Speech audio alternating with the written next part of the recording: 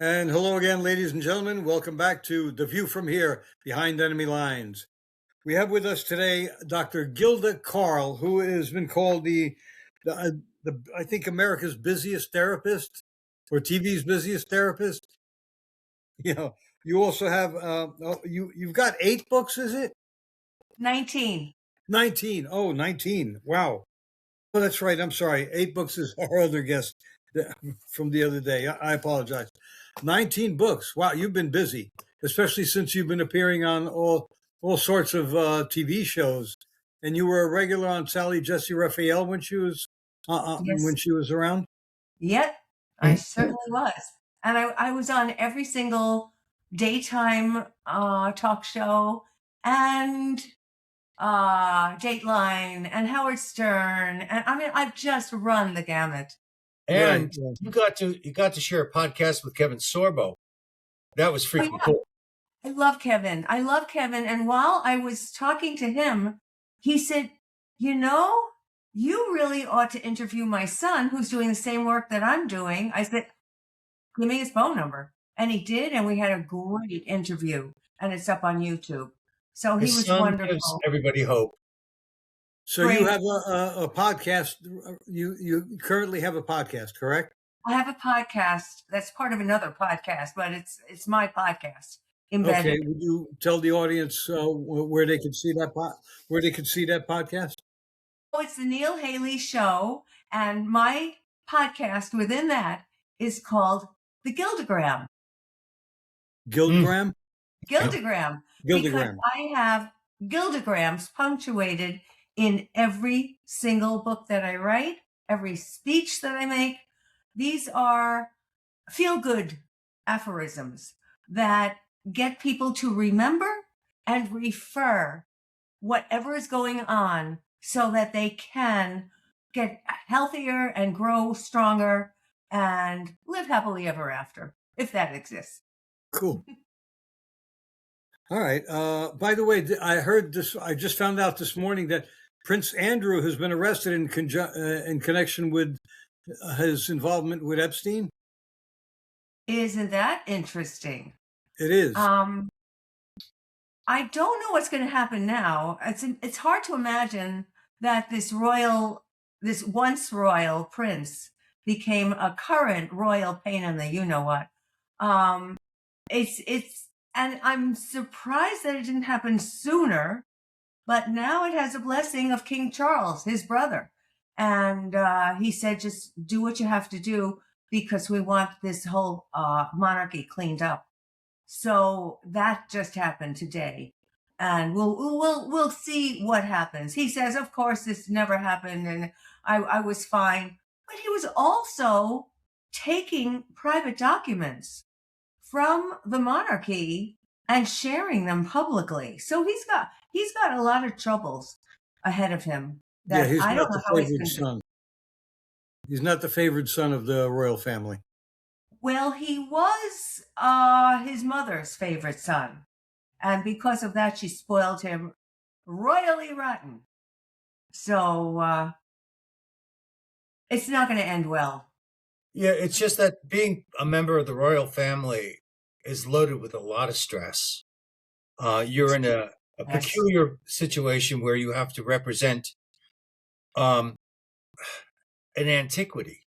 You know, it's modern day king and queen. I know there are a bunch all over the place, but what is their ultimate purpose? Are they of value? You know, they're very remote from the rest of the world sometimes. There's an excellent series that I watched. I hope it's accurate, called The Crown, and I highly recommend it. I haven't seen it, but I know of it. Yeah, people have told me they enjoyed it immensely. Hey, listen, I don't know how accurate anything Hollywood does is. I worked in Hollywood for a long time, television shows, and I also worked in New York. So I was going back and forth a lot. And the Hollywood mentality is very different from the mentality that the rest of us hold. Mm-hmm. It's very superficial. It's all, how does this look, rather than what benefit are we giving to other people. So it'll be interesting. I know a little bit about the royals. I dated a royal, Whoa. and it's in my book. You'll have to read the book to find out. But I know the tremendous pressures that people are under and how they can live through that, because they are still human beings and they have to eat and sleep and be without stress. And it's constant stress. And people are constantly after them for photographs and gimme all the gimmies, gimme, gimme, gimme, gimme. And Yeah, that, Princess Diana couldn't handle it. it was very difficult for her. Um, it's not all that it seems to be for these young people growing up and saying, I want to be a princess, thanks to Disney and all of that. The reality is that it's not, nothing is as it seems, and everything changes. So we have to make sure that our young people understand that. Yeah. Yeah. The thing is that if you're living in an environment where being a facade is not only expected of you but essential, and so that's going to put a lot of pressure on you. Well, it's interesting you mention that, because in my book, this book, the 19th book, Real Men Don't Go Woke. In this book, oh, you like that, Love huh? that. I love that Love it. title. Love it. Yes. Yeah, well, We don't need either. mainstream media would not publish it. So that tells you something. So in this book, I talk about the Smith children. You know, Will Smith had all this anger and angst inside of himself, and he wore that, thinking that nobody would know and he could hide it. And then all of a sudden, we saw what happened. Like a warm bottle of champagne, the cork popped, and he was slapping Chris Rock. But what we found out later on is that he and Jada are married, but they haven't lived together. However, they were educating their two young children to be the superficial, perfect family that they were supposedly becoming. And those kids suffered a lot. Well, that's at the heart of wokeism, isn't it? The idea of false virtue, that what's more important is appearance and acceptance than actually honor and integrity. That's absolutely right. And when I hear young people saying, well, I'm going to vote for the most attractive candidate, meaning some guy out in California who is I'm not mentioning his name, who is the governor because he's so pretty. When I hear that, I say, where are our young people going? That's not going to be the greatest for us. That's not going to be the greatest governor, or no, he's not the greatest governor, but that's not going to be the greatest president to lead the way for us.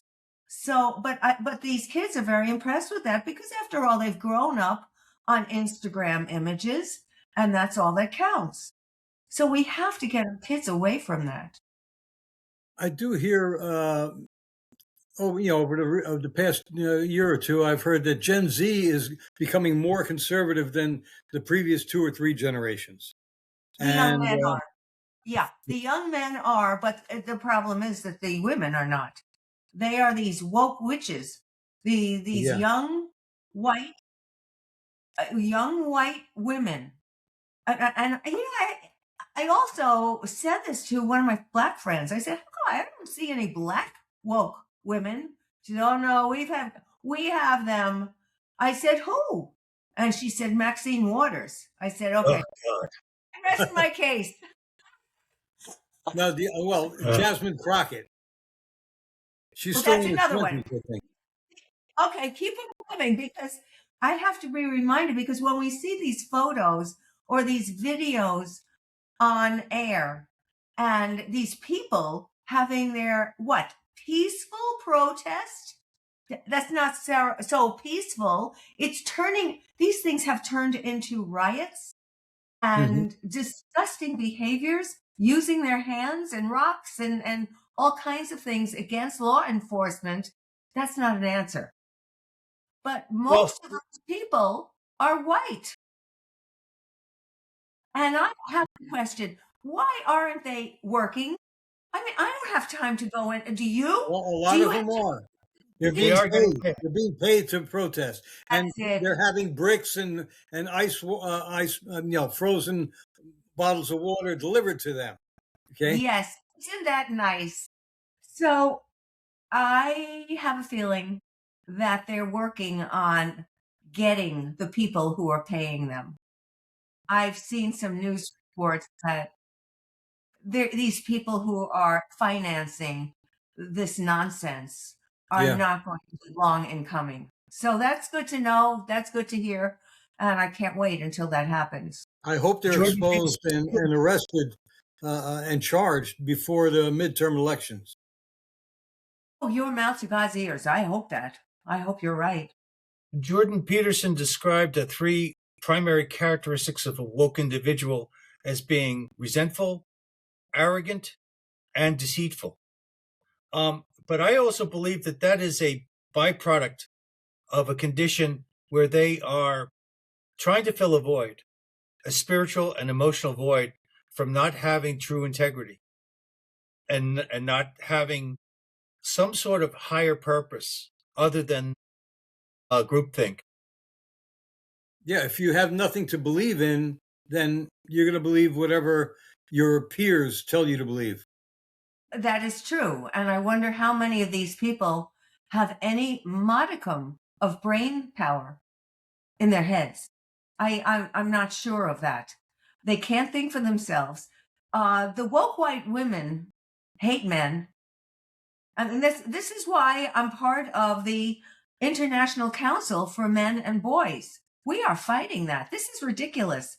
So they hate men, they hate marriage, and they hate anybody who would appear to be happy in a relationship. And if you're not, then they use the almighty word, you are a racist.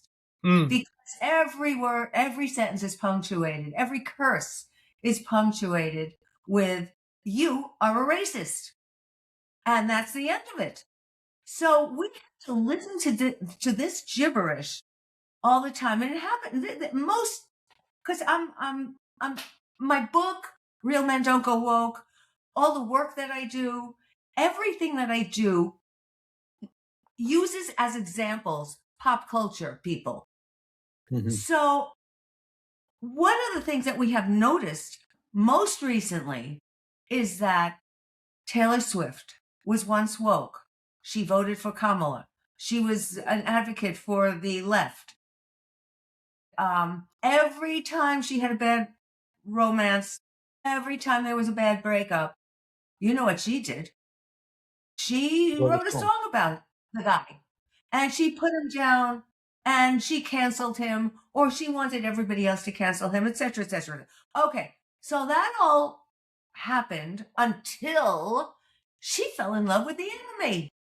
How dare she fall in love with a man? And she wrote her lyrics that said, I want to marry you, I want to have children with you, and I want them to look like you. Don't you think the white woke women went crazy and called her racist? Why? Because she is pushing the white gene pool on everybody. That was the rationale for these people. So now I wonder if she is continuing to declare that she's woke. And number two, the Swifties rebelled.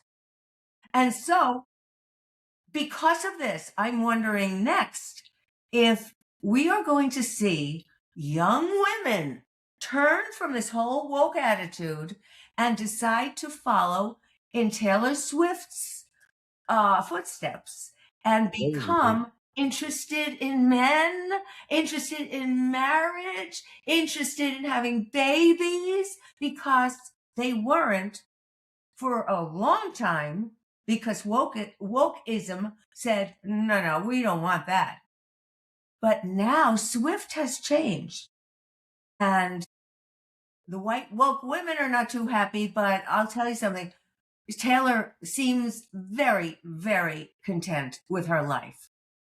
And I'm hoping she pulls the gene pool from the younger girls who have said that Taylor Swift is the bomb. She's the best.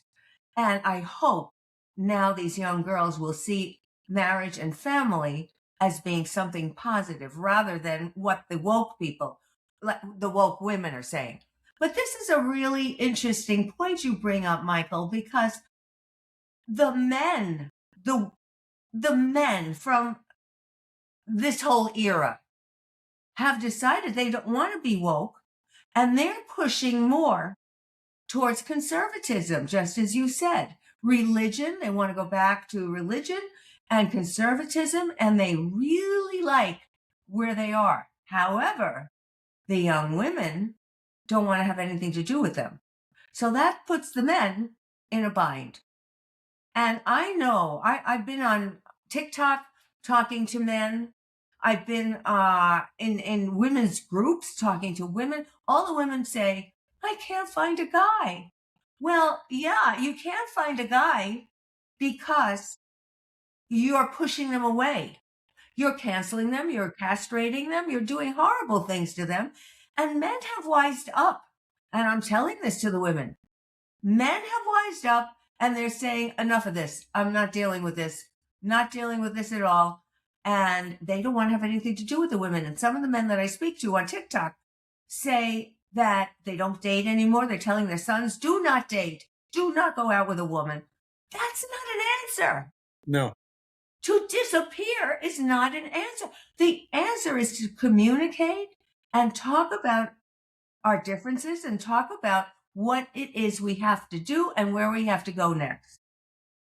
Well, Doctor, I think we have something very, very powerful and strong on our sides. It is the genetic priorities that your body, your genetic material wants to procreate. It also is looking for characteristics that are, balanced in the other people. And so the things, those are ingrained in our physiological nature, our psychological nature. So the thing is, you can only lie so long until all of a sudden there's no substantiation. And what happens is that when the collapse happens, the Italians have a saying, and since I want to keep this clean, I'm going to clean it up. He said, when the snow melts, the garbage shows. So you can imagine what that is. So the thing is that it is genetically in opposition to our genetic priorities, which is procreation. Our procreation is an adult male and woman responsibility. And when you're not in the process of procreation, then your male and your female self have kind of diminished. I'm not talking about people that cannot have children because of some sort of physiological problem where they reach a certain age or whatever. I'm talking about people in general who are healthy enough and capable enough in order to go ahead and procreate. And there were these two women. They were both very young. I associate with a lot of young people because I'm a game designer and I go to stores. And there was these two women, and they were in their early 20s, and they were talking about the horrors of motherhood, how terrible, how much trouble it would be to raise an infant child. And I did something you're not supposed to do. I interjected in their conversation. I wasn't included. I said, I'm a father, and everybody who I know pretty much that has ever been a parent wishes they could have those days back, because those are actually the most precious days. When a child reaches a level of maturity, you become less essential. You become less a part of that, not just that miracle of birth, but that miracle of development that is so enriching, and so it gives you a second chance to be a kid again. And When these all, women, were these two women, were they mothers? Or they no, were not? no, So yeah. they didn't even want to anticipate any of the struggles and being responsible for anybody but themselves. Most of them are not even responsible for themselves. What Um, about with the dog owner? So they tell me you should get a dog. I say I do not want a child that never grows up. well, maybe if they had a dog first, they would understand what it is to give and to love and to get something back in return. But what these women have been doing, it's been awful for men, because men don't even understand where they are going, where they stand, where they came from. Why is this woman upset with me? I didn't do anything out of the ordinary, etc., etc., etc. So there's a lot more communication that we need amongst this group of people. And for young people to just say, well, the heck with it, I'm not going to even be bothered dating or having a relationship, well, that's cutting off your nose to spite your face. You're also leaving a lot of potential happiness on the table. You're walking away from that. But if you can't manage your own life, it's understandable. You're never going to manage anybody else's. Hmm. You know, Well, go ahead, Mike. yeah. The thing is that this problem existed before wokeism. As far as I'm concerned, even though it's considered rather archaic, there was a period of time when it was literally a sin to divorce. People have stopped trying. I tell people the secret of a long marriage is don't get divorced. And the thing is, as ludicrous as that sounds, choosing not to divorce, choosing to stick it out, choosing to hold on to what you felt was the essence of your original experience. That's what we've stopped doing. We are a bunch of creatures that are engaged in the moment and not in the long-term view. Well, it's very easy to get married. It's not as easy to get divorced, but it's very, very simple. You just go to the justice of the peace and you just, say, okay, we want to get married, and that's the way it is. To get divorced, you have to get a lawyer, and it could be very expensive. And but you're right that nobody's even trying. It's go from point A to point Z immediately without anything in between. So that's not being fair. And that's, look, men are suffering a lot now because they're on the receiving end and they're receiving nothing. And these women are, I mean, if they do get married and they do go to court, and this is one of the things that my organization is fighting against, they get to see their child once every other weekend. One guy, we did a press conference down in DC, and I was the master of ceremonies, the host for the press conference. There was a guy who came up to me afterwards, and he grabbed me and he said, "Dr. Gilda, could you please help me? I used to tuck my children into bed, read them a bedtime story, and I felt connected to them. Now, all of a sudden, I got divorced. I gave up. Oh, well, I had to because I've been fighting this so much. I gave up a $200,000 job, and the judge told me, you can see your child every other weekend. He said, that's not the same as tucking my child into bed every night. And he had 2 children, and he's still fighting, and he was in tears. Oh, this is no way to live. This is related to something that you've said, which I absolutely applaud, that men need relationships more than women do. I said, yeah, I said that. Men, believe it or not, everybody thinks that women are all about relationships. Yes, women do talk about relationships. But when we have a bad relationship with a man, we go to our girlfriends. Oh my God, look what he did. And we get all this crying in unison, and we get this kind of support. When a guy has a breakup with a woman, he doesn't do that. He goes to the bar, he finds another woman to temporarily squash the pain. And I mean, he doesn't want to tell his friends because you guys are set up in a way that is embarrassing. And you don't want to seem as though you're losing face in front of your male friends. It's a different kind of thing. Women don't care. So we've got to push our men to a place where it's okay to have hurt. It's okay to admit you're hurt. It's okay to just chill for a while and be without a partner. I was on a radio show in New York, and a man called in. It was a call-in. A man called in and he said, I don't know what to do. I just got divorced, and I don't know where can I meet women, Dr. Gilda? And I said, if you just got divorced, you should not be going out to meet women right now. You have to find out what happened in that relationship. He said, well, I know what happened. I said, no, you don't know what happened, because you haven't exhausted every possibility to examine what your behaviors were in that relationship. It takes 2 people to get married. It takes 2 people to argue. It takes 2 people to decide that this is not happening the way it should. So we have to find out where your role was, because I guarantee, unless you clean up your act, I promise, you will be involved with another woman as soon as you want, and she will have the exact same characteristics as the one you just dumped. Yeah. You've got to clean it up. You've got to clean it up first.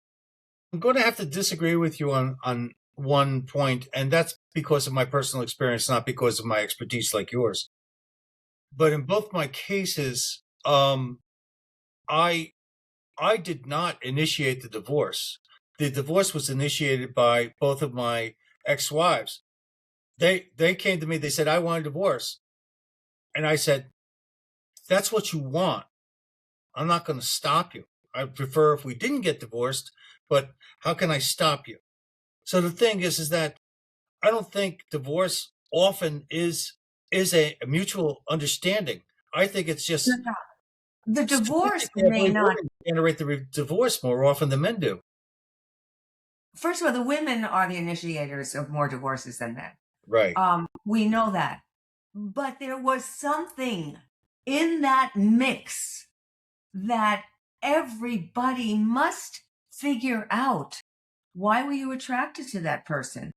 Did you find similar characteristics on a subconscious level in the next person you married?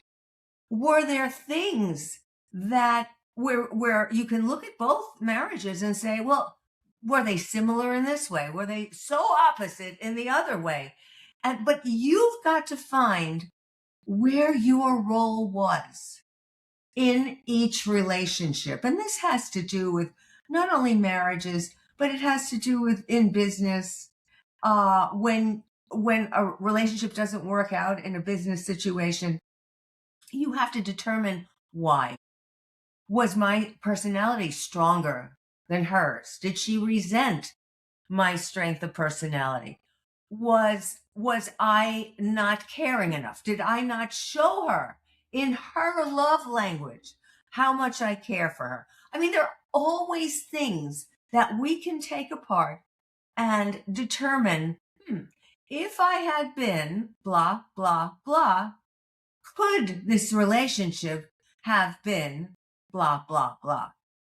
So we are saying the same thing. You were not the initiator, but you needed, maybe if you had done that in marriage number one, maybe you would not have gone to marriage number two, even in the selection process of who the person was.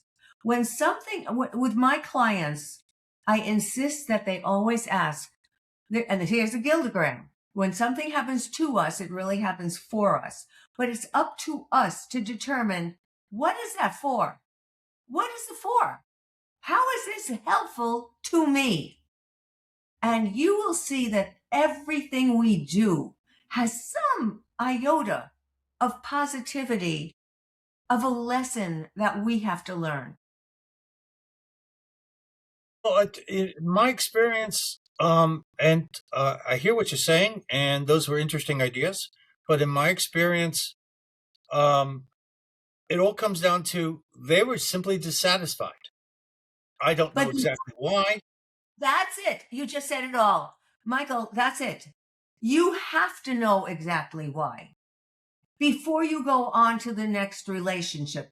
We all have to know why. What characteristics turned this woman off? Maybe it was nothing. Maybe it's all in her mind, but you need to give voice to find out what it was that she felt that was not working for her. But don't you think that a lot of times it's superfluous?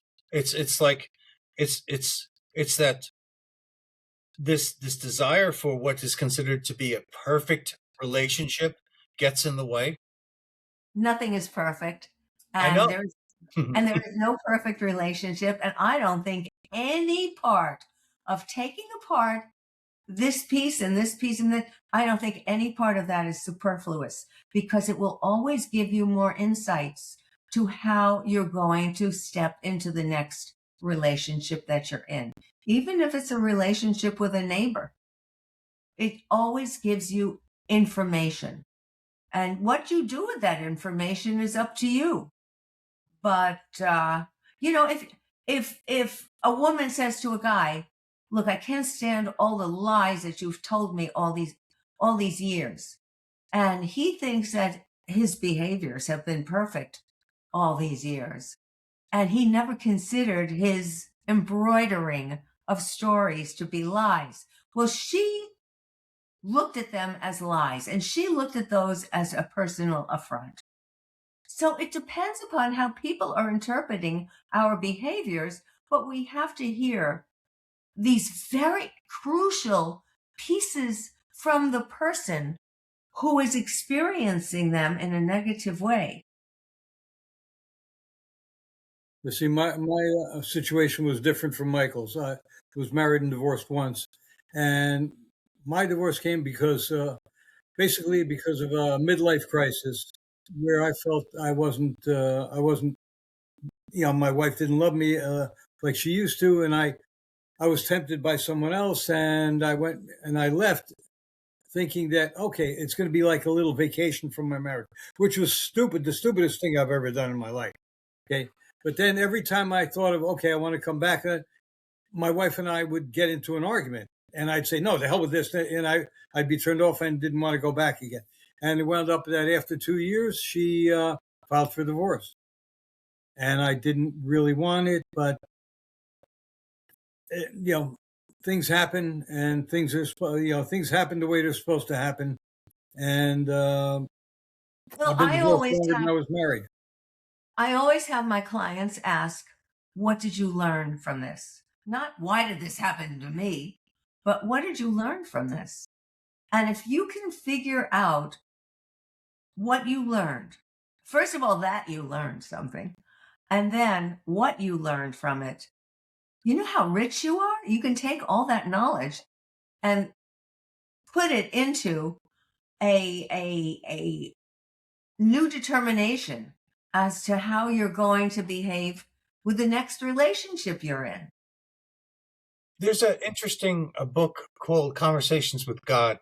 I forget the author's name, but he asks questions supposedly to God, and he meditates and he gets answers back. Is that Walsh?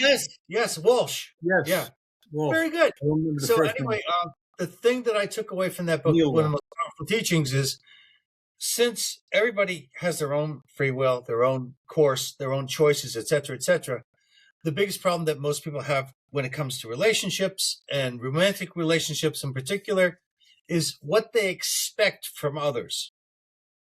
And in conversations with God, they turn it around and they say, you have no right to expect anything from anybody.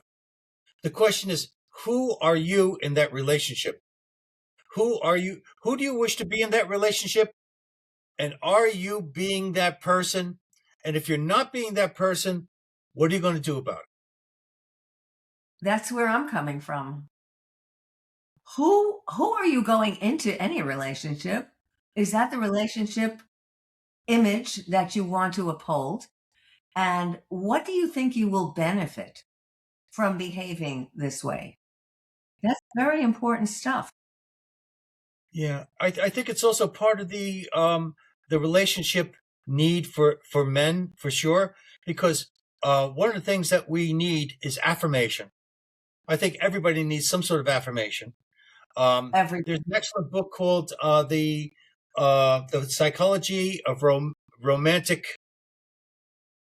Anyway, the Romantic Love, okay, or something like that. Anyway, and in that they talk about one of the primary things that people get out of a love relationship, in a heterosexual relationship, is affirmation.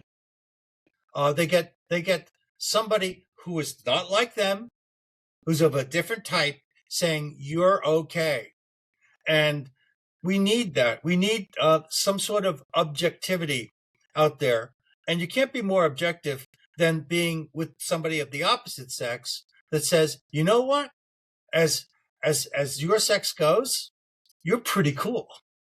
And we go, oh, thank you very much. Yeah, see, that was what made me feel not loved.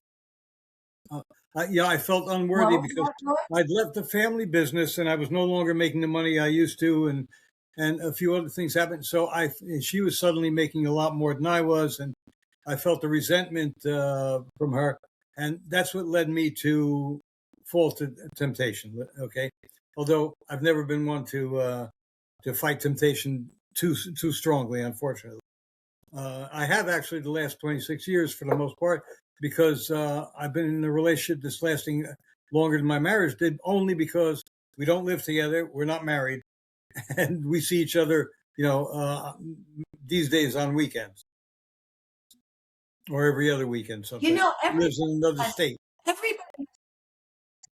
Everybody has so many different permutations and combinations of relationship. It's incredible. Some people are married and live in separate houses. Some people are not married and live together. Some people, there are so many different things. And bottom line is, we're all adults. And what works for you, works. You don't have to do, unless you're raising children, and then there may be a reason to get married. But you can have your relationship any which way you want. And that's the beauty of living in this country and being independent. I want to change the direction that this conversation is going, because for two reasons. Number one, if we keep talking to you about our personal past, you're going to charge us, and we can't afford you.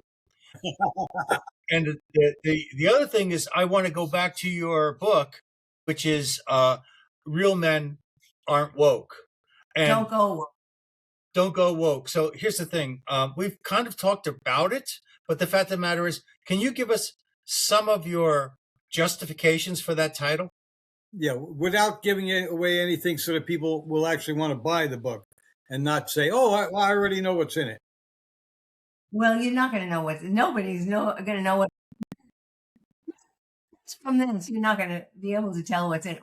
What I do is talk about men and how they have fallen and how they are hiding so that they don't have to be thrown into an intimate relationship and what it is doing to them. For example, men are 4 times more likely to commit suicide than are women. The testosterone levels are going down. The Y chromosome is thinning out. Without that, we have no male on this planet. When there is a workplace death, 90% of all of those workplace deaths are men.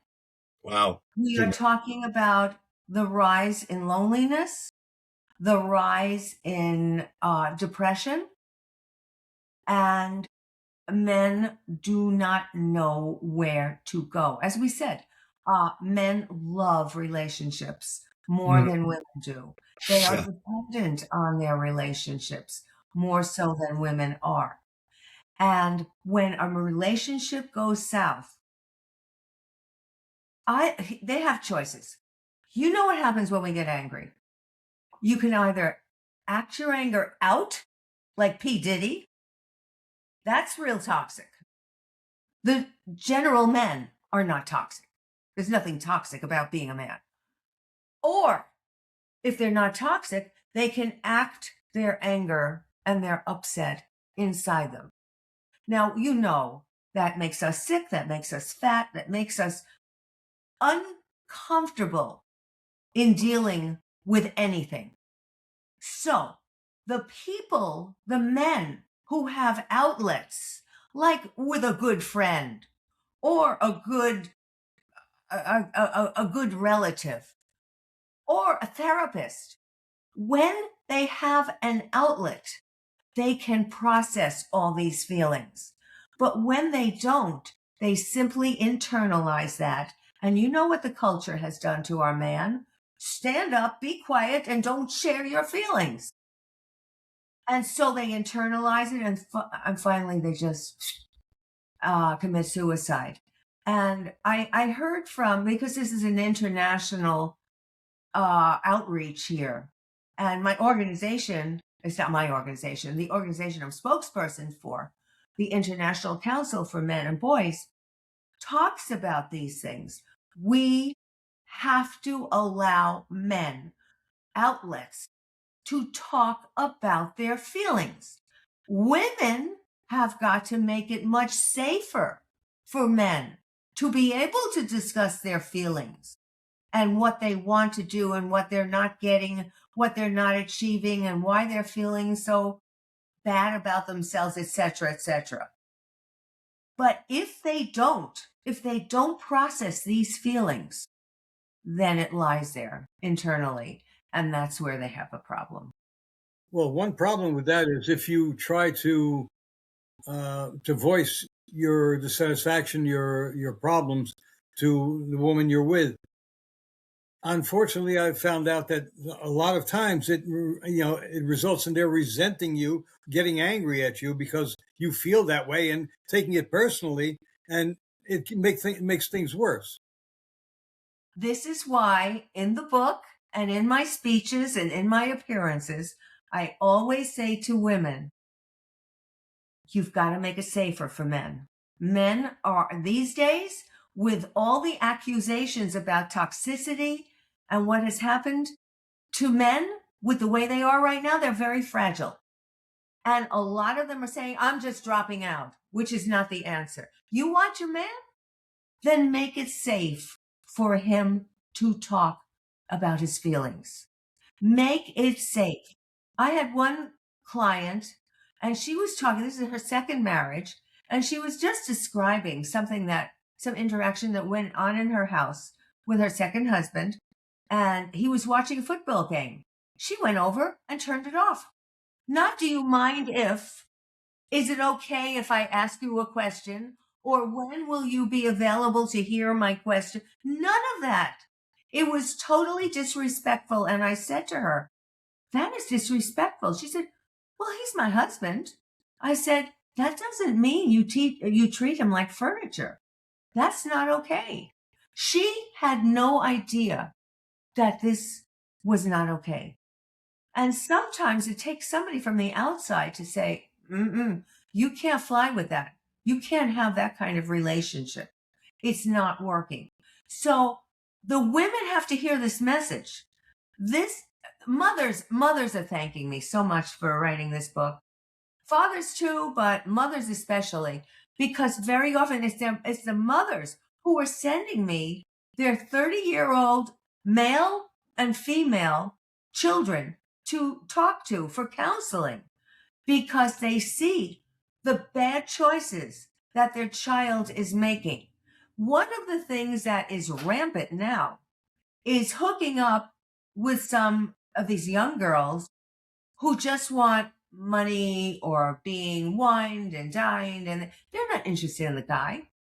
And so one young man came to me, and he had given a woman that he was dating an engagement ring, a sum of, all added up to about $100,000. He had money, self-made. And this is the way he decided to piss away all his money. And he said he couldn't understand this. And then he started drinking and smoking dope. And I mean, he just went to hell with himself. And his mother said, would you talk to him? And before I talk to anybody, I have to make sure that they are capable of growth. Because if they say, I don't want to hear, I don't need this, then that person is the candidate to work with me. I only work with winners because I want them to hurry up and get rid of all the demons that are influencing their lives. So it's very interesting that these mothers have been bringing their young men, and it was mostly young men for a while, and now they're bringing young women to talk to me. And that's very interesting. So everybody's unhappy. The young people are very unhappy from what I hear. They can't find a mate. The women don't want to date these guys unless they have a whole lot of money. And then they're going to go through the guy's money and leave the guy saying, wait a minute, what just happened? There are reasons for all of this. But this is what I do in my private counseling sessions. I talk to them and we talk about why they ended up in that boat. Now, Roy, you had a lot of insight into, well, you felt negative because the money thing had disappeared and you weren't making what you used to. And for men, that's a big trigger when they feel that their worth is connected to the money that they earn. Not unusual, but you at least had the insight of saying, well, and I know this and I did this and then I went out and did that and that wasn't the way to go. But you've learned so much from even your bad, crazy things. And that's why I say, whatever happens to us happens for us. And a man from Belgium reached out to me and he said, look, I know I'm a man, but I'm so tired of being called toxic. I just can't stand the rhetoric anymore. So now I'm deciding to be called non-binary. That's an answer? That's as stupid an answer as if somebody were to say, yeah, well, we can do this, but now we're going to hide. That's not going to happen. You can't hide from this. Don't run away from this. But you have to, just as you did, Roy, you have to explore the reasons for your behavior. And then you see that what then happened to you really became for you. There was another man from England who said he had just lost all his money, his job, and the woman of his dreams, all together in 1 week. He said, I was so depressed. And then I saw your book. He said, this book, and this is in the testimonials on Amazon. You can read it yourself. This book prevented him from committing suicide. So I want everybody to understand that this is not a one and done. Oh, this happened to me. I think I'm really going to go to pieces. And that's going to be the end of my life. No, You figure it out. How did you get to this? Why did you get to this? Why did it happen at this particular time of your life? And what can you do to prevent it in the future? Well, the wokeism problem, and this whole thing that you're talking about. One of the problems with the wokeist ideology is this idea of everybody's the same. Yeah. So Sure. sexual distinction matters not. Men and women think exactly alike, even though Don't. men are better at polar directions and women are better at landmarks, and they tend to be.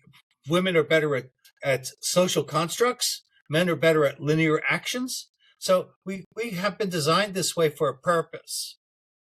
The homestead versus the fence around the homestead. So the thing is that men and women have been designed. We lost your voice. We lost your audio, I got, Mike. oh, Your audio. You muted yourself. yeah, you muted yourself. I Okay. mute myself a lot There because we go. it's boom boom. It's my wokeism I wish I inside had me. a button that I could do that to you sometime. You do, and you've done it. Actually, I do. I But do have one. anyway, the thing is that this is the wokeism problem is part of a bigger assault upon our society, which is the color revolution, which is the idea of basically dismantling all of the traditional anchors that have kept people from floating away, and basically replace them with a desperate offering.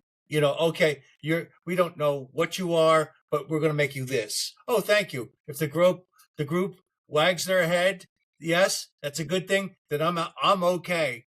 So how can we expect young women to behave, or men to behave in a wholesome manner, in a pro-life manner, when their entire ideological structure is under assault? There are a lot of problems with this whole thing. First of all, everybody's an individual. Nobody has, look, growing up, I had the reddest red hair you could imagine. I hated that. I didn't want to be so outstandingly redheaded. This is what I was dealt. I mean, these were the cards that I was dealt. And people were saying, when I got older and it was still gigantically tomato red, people said, you really ought to tone that down. I said, why would I tone it down? This is from God. And somebody said, who does your hair? And I looked up and I said, God. And they looked at me like I was crazy. But I didn't want to. As young people, you don't want to be different in any which way. And then I found when I started my business, I would call people and I'd say, hi, it may have been before I had a doctorate in front of my name, but this is Gilda Carle, the redhead. And it was an identifying feature that I looked positively upon. But if all these young people that's right, that was my branding. But if all these young people want to be identical to each other, and for a period of time, adolescence has that as a feature, that they want to be just like all their friends. Mommy, Johnny's doing that. Why can't I? That kind of thing. But as we mature, we realize the richness of what we have that is different from what they don't have. And we can then begin to capitalize on that. We're not going to know to do this on our own. We will need our parents or a teacher or somebody who's in an adult role to point this out to us. Because all too often, we don't know as children. We think we just want to be like everybody else. Well, our parents had the right answer for it. I want to do this because so-and-so is doing it. Well, if he wanted to jump off a cliff, would you jump off the That's cliff? right. That's right. We all had the same parents who said the same exact thing. Well, if he's going to do that, are you going to do that too? Not these days, unfortunately. Both my kids, it's not about, life isn't always about making the right choices. It's about making your choices right. So Perfect. a lot of times you make these bad choices and you got to fix them. And that is actually more powerful than snapping your fingers and something good coming to you. That you don't build up your creative muscles that way. Well, and that puts you in the driver's seat as opposed to this happened to me and that happened to me, which automatically makes you the victim. Well, like you had said, Michael, she left me and then she left me. I know, like I was a piece of clay in these women's hands. And yeah, well, you were right in saying, well, if you don't want to be married, okay, I don't want to be married either. It's crazy for us to be married. But you've got to always find out why. What happened to her? Who knows? Maybe she was having an affair on the side. I do know the reason, but I didn't want to say it because I'd married Hispanic women. That was the reason. They were both psychologists, by the way. they're both therapists. So they got tired of trying to fix me. Well, that could be difficult. When you try to fix your husband, that could be difficult because that puts you in the role of leader.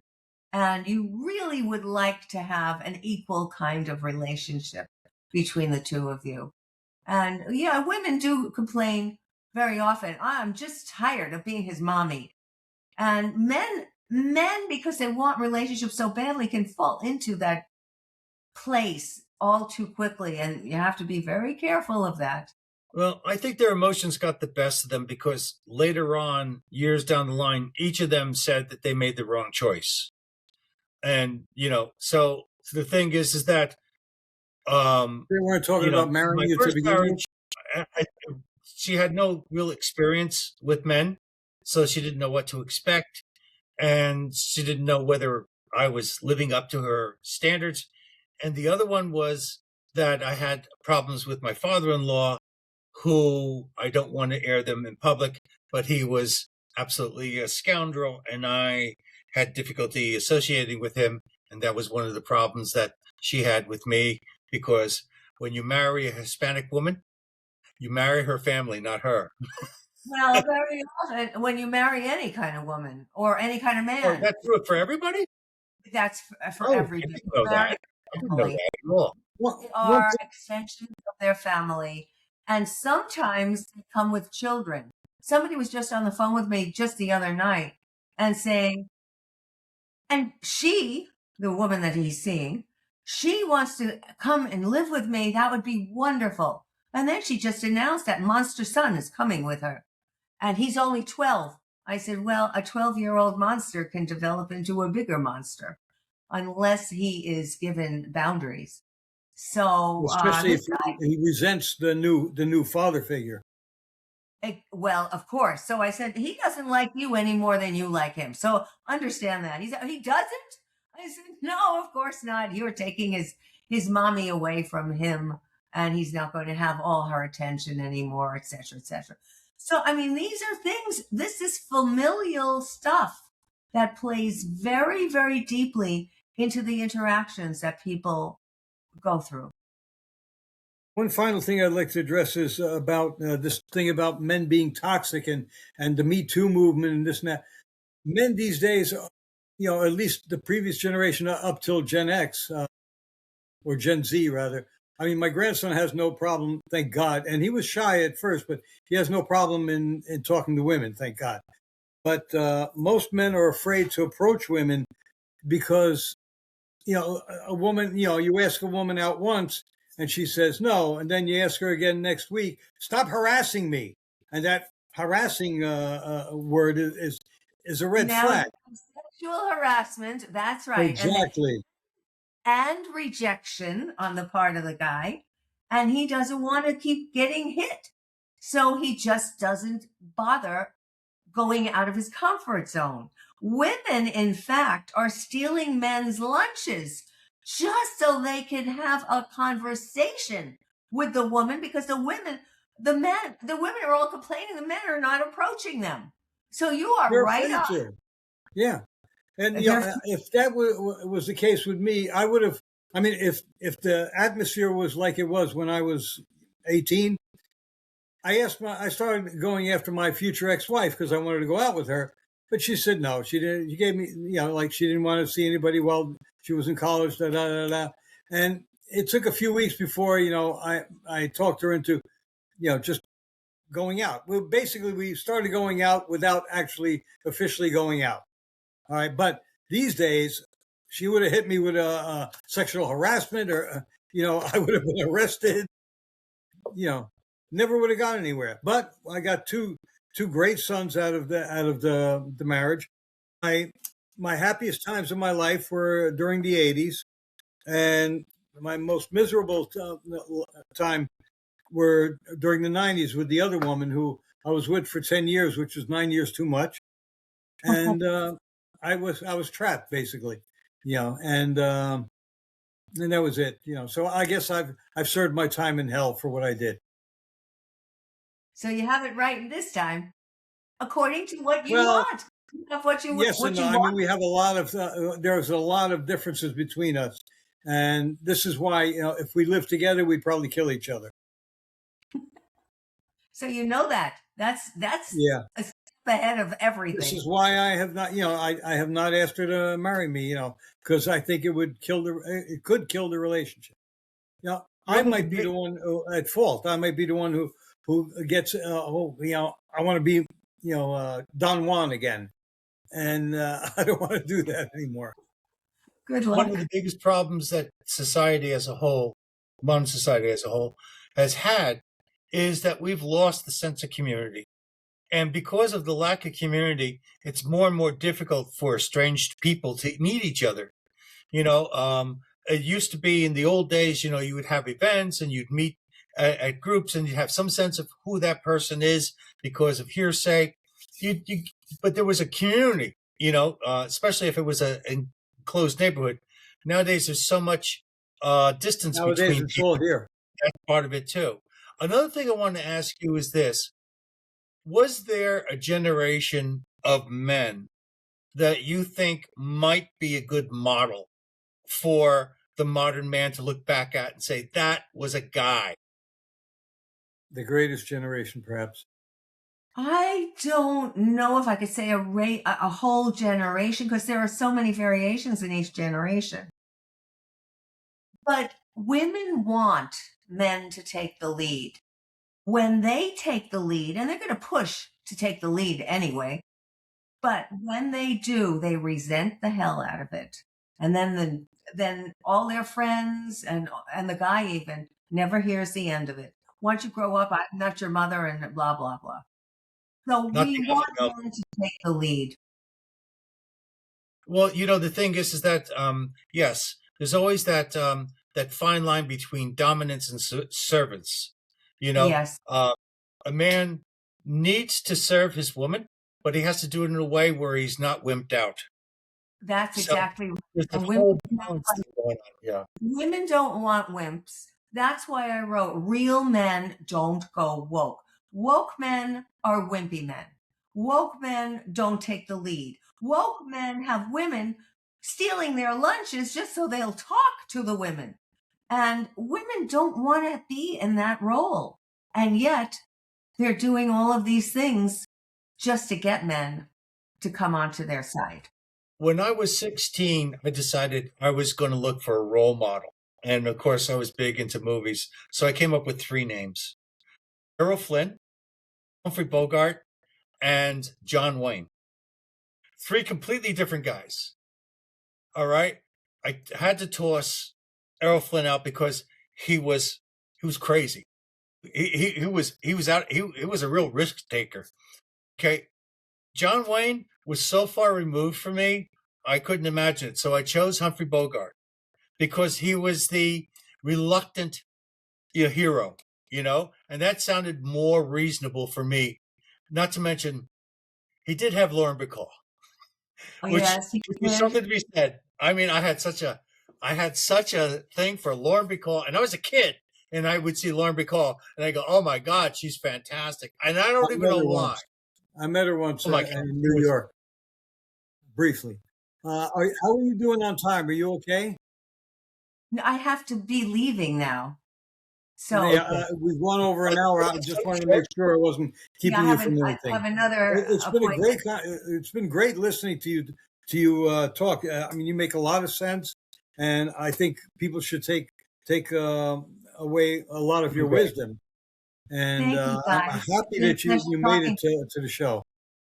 Okay. Well, thank Remember you. our new ending. Remember our new ending. You got more than 10 points. So if you ever want to come back, anytime you want to come back, you can do that. Okay. I'll hold you to that. Okay. All right. Thanks Okay. so much. Anyway, I guess, ladies and gentlemen, I hope you enjoyed this episode of The View from Here, possibly one of the Behind most enemy lines. educational ones we've ever had. And I want to thank Dr. Gilda Carle for coming on the show. And we will see you again. Please, review us, give us a quick review, give us 5 stars, and share the episode with everyone you know. Thank you very much, and we'll see you again next time on The View from See Here, our website. Behind Enemy Lines. Bye-bye. Thank you.